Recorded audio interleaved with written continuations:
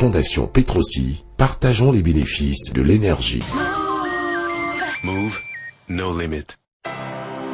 Ils naissent avec le cerveau en or et non avec une cuillère en or dans la bouche.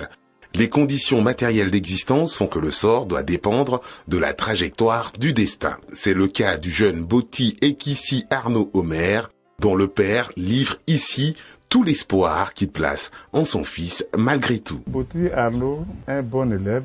En tout cas, il étudie sérieusement. Et moi, je suis satisfait de lui parce qu'il avance. Puisque moi, je n'ai pas l'argent pour payer les écoles. Voilà. Bon, après l'entrée en 6e, il est allé au lycée d'Anyama. Bon, le BPC, il a passé une fois, il a eu le BPC. Le bac, c'est la même chose. Il ne voulait pas attendre. On a dit, bon, d'accord, va t'inscrire dans une grande école. Bon, on l'a envoyé dans une grande école. Et si j'avais les moyens, moi, j'ai envoyé peut-être mon enfant dans une université privée. Voilà. Pour faire ce qu'il voulait faire. Mais comme Dieu est grand, et puis il faut toujours laisser le bon Dieu faire les choses, bon, on accepte, c'est la volonté du bon Dieu. Comme on dit, tous les chemins mènent à Rome. Et Monsieur Boti Bigo Apollinaire ne devrait pas s'en faire. Son fils Boti Ekissi, ce feu follet des sciences dures qui surprend aujourd'hui ceux qui le connaissent par sa dextérité en littérature, n'est pas moins sur le chemin de son ambition. J'ai connu Arnaud quand il était en classe de 3e. Il a suivi en tant que son maître de maison. Vraiment, il faut le dire, Arnaud est un élève très complet. Voilà. Moi, aujourd'hui, je suis un peu étonné qu'ils sont en littérature. Sincèrement, il faut le dire. Puisque, comme il a dit, il était complet, il était très bon en sciences. C'est un enfant studieux qui a beaucoup de qualités. Et je l'ai remarqué lors de la préparation du BPC, j'ai eu à l'encadrer. Il surpassait déjà le lot des élèves qui étaient là. Et il a eu la possibilité d'aller faire la seconde A. Ils m'ont dit, mais pourquoi est-ce que tu vas faire la seconde A? Pourtant, tu as des potentiels dans les matières scientifiques. Né le 11 mai 1993 à Yopougon de Monsieur Boti Bigo Apollinaire, ex-employé de pharmacie, et de Madame Ekissi Brou Patricia, Boti Ekissi Arnaud Omer est le troisième d'une famille de 4 enfants. Bon, voici mon père. Et juste devant lui, on a ma petite soeur. Voilà, maintenant, à sa droite, on a ma grande soeur, la chouchou de la maison. Voilà, maintenant, voici mon grand frère, grand Pythagore Ayema, et c'est grand Martial. Voilà. C'est quelques membres de ma famille qui sont actuellement en prison. Très tôt, ce jeune garçon au regard vif a montré ses aptitudes particulières pour les études au point de devenir le chouchou du père qui se pardonne difficilement de ne pas satisfaire ses besoins et ses caprices. Quand Arnaud te dit il faut faire ça là, si tu n'as pas encore fait ça, il te suit. Voilà, ça il faut satisfaire à ses besoins, ce qu'il a demandé. C'est ça. Or, tous les jours, les papas n'ont pas l'argent. Bon, qu'il était petit aussi, mais quand tu ne peux pas rire, il ne veut pas manger. C'est un foutu. Un jour, son père s'en va au village, il dit, bon, je m'avais fait piler le foutu pour donner à mon fils, il dit, j'ai compris. Donc, il est allé au village, il dit, aujourd'hui, là, tu vas manger du riz. Ce jour, je n'ai pas préparé de foutu. Vendredi, samedi, je n'ai pas préparé le foutu. Dimanche, comme je sais que son père va arriver, là, j'ai préparé le foutu. Il a au retour de son père, il demande, ah, mon père, quand tu es parti, maman n'a pas pilé le foutu. Il dit, mais foutu, j'ai pilé là, ça, c'est pas foutu. Donc, c'est là qu'il a commencé à manger un peu de riz. Sinon, ben, si on met riz devant lui, il prend 2 cuillerées, puis c'est fini. Boti Ekissi Arnaud Omer ne sera pourtant pas un enfant gâté. Il sera même beaucoup plus célèbre pour sa politesse que pour ses performances scolaires, qui sont très loin d'être banales. Boti, c'est quelqu'un d'exemplaire. Quelqu'un de poli. Arnaud, c'est un élève, il était vraiment respectueux. Bon, vous me voyez, puis vous le voyez, vu sa taille, bon, il n'y a pas de différence. Mais étant donné qu'il était son maître de maison, il me respectait, en tout cas. Quand il ne comprenait pas quelque chose, il me demandait poliment. Mais quand il va dans la rue, ça m'arrête de me saluer. Même mes amis, souvent, quand ils me dans la rue, mes amis me demandent, ah, celui-là, il dit, ah non, c'est mon petit frère. Mais non, c'est ton petit frère. Oui, je suis son maître de maison.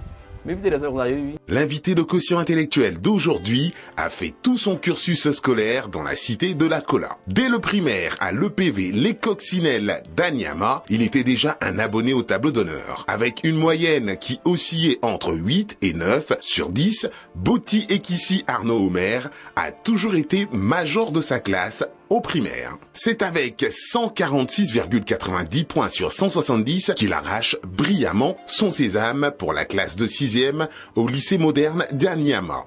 C'est dans cet établissement auquel il est resté fidèle jusqu'au baccalauréat que Boti Ekisi confirmera tout le bien qu'on pense de lui.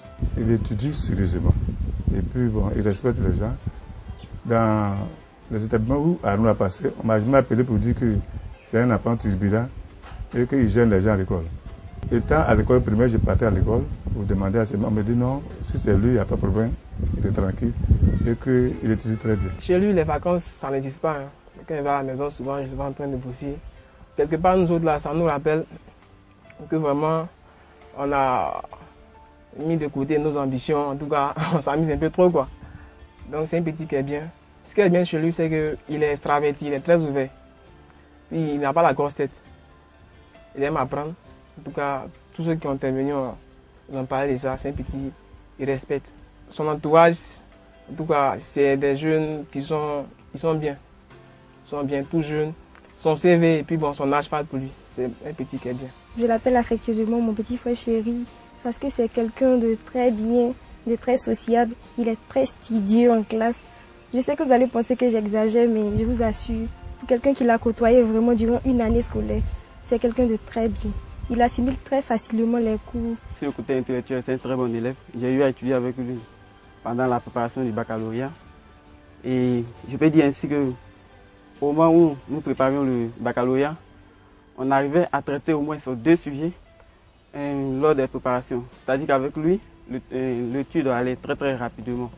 Et aussi, sur le côté social, je peux dire que c'est un très bon ami parce que lorsque tu as besoin de lui, lorsque tu lui demandes une aide, et automatiquement, il est toujours disponible, s'il a les moyens, bien sûr, à t'aider. Pour cela, bon, je peux lui dire de continuer dans ce sens, de garder ses qualités-là. Il a l'une des qualités que j'apprécie beaucoup chez lui, c'est sa sérénité devant les épreuves. Le jour des proclamations des résultats, on était ensemble et je me rappelle que lorsqu'ils ont proclamé les résultats, il a été le seul parmi nous à ne pas crier.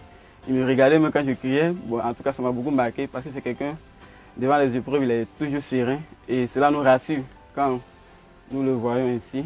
Et je peux dire que c'est un très très bon ami. Avec 14 sur 20 en mathématiques et 15 sur 20 en sciences physiques, les plus fortes notes de sa collante au BEPC, on se demande toujours comment le 3e des Boti a pu se retrouver à suivre une filière littéraire à partir de la seconde.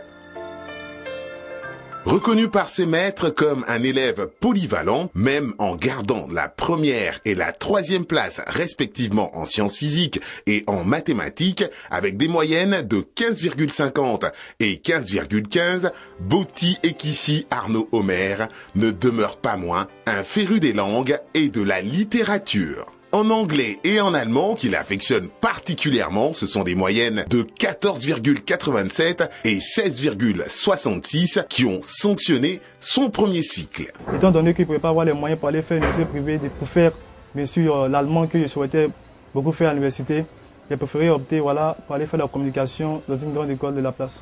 Je souhaite être plus tard un diplomate. Le métier de diplomatie est un métier qui rime beaucoup avec ma personnalité.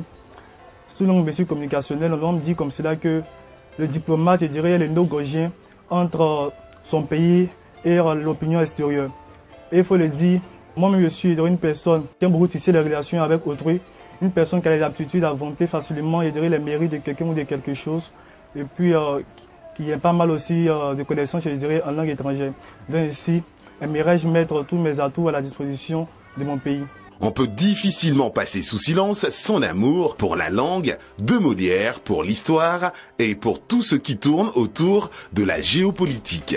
Conscient que pour être un grand diplomate et ressembler à son modèle, le ministre Patrick Hachi, il faut avoir de la culture, savoir comment fonctionne la société des hommes.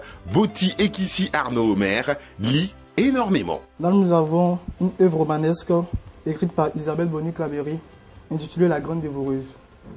Dans ce roman, Isabelle Bonny-Claverie nous entretient sur l'aventure de 2 adolescents, Sars et Amoin. Il faut rappeler que Amoin est une jeune villageoise qui, voulant connaître l'Eldorado, a décidé alors de quitter son village et sa famille pour se rendre à la ville où l'on disait tout possible, qui est Abidjan.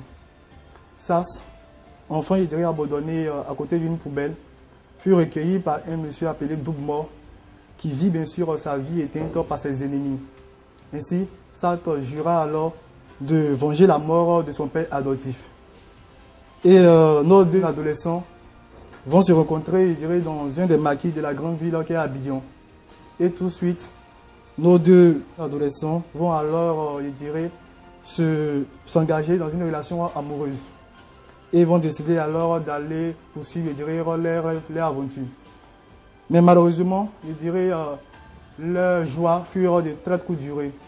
Parce que dans un règlement de compte de Sas avec, je dirais, le meurtrier de son père adoptif, Sas fut grièvement blessé et fut hospitalisé, bien sûr, dans un des CHU de la ville. À moins informé, malheureusement, n'avait pas de moyens pour faire face aux frais sanitaires. Ainsi, elle s'est vue, je dirais, transformée en prostituée. Elle vendait son corps pour recueillir de l'argent afin de pouvoir soigner Sas. Mais malheureusement, une fois les moyens disponibles, ce fut trop tard parce qu'on ne pouvait plus rien faire pour Sas. Ainsi, pleurant, je dirais, son sort tragique, elle décida de se donner la mort dans les profondeurs boueuses de la lagune Brière. Ce qui m'a marqué dans cette œuvre, c'est dit que tous ceux qui pensent qu'aller dans une destination inconnue pourra être gage, je dirais, d'un avenir meilleur pour eux, au moins qu'ils fassent attention, car parfois, je dirais, l'idéal peut se transformer en un trouble, en un cauchemar pour eux. L'un des deuxièmes romans aussi qui m'a beaucoup marqué pendant ces vacances, c'est le roman intitulé My First Love, écrit par l'écrivain américain Charlie West. Dans ce roman, une jeune fille appelée Amy Wiles qui fut, je dirais, une élève studieuse, très douée, à qui l'on bien sûr voyait, je dirais, un avenir prometteur. Mais après, Amy Wiles, je dirais, fut la rencontre d'un garçon du nom de Chris Shepherd. Et après avoir rencontré celui-ci, ces deux enfants, je dirais, se sont donné une relation amoureuse. Et malheureusement, cette relation amoureuse, je dirais, a mis en dépense ses études. Qu'elle a vu, je dirais, ses notes dégringoler et ses ambitions, bien sûr, l'échapper. Ayant pris conscience du fait malheureux qui lui arrive, alors elle a décidé de prendre la dure décision de rompre avec Chris Shepherd. Ainsi, après cette rupture, notre élève studieuse, Amy Wiles, a renoué avec ses qualités d'élève surdoué. Ainsi, elle a obtenu, je dirais, son diplôme et puis, je dirais, les moyens qu'il lui fallait pour pouvoir poursuivre ses ambitions. Mais comme elle le dit, lorsque Dieu unit, personne ne peut séparer.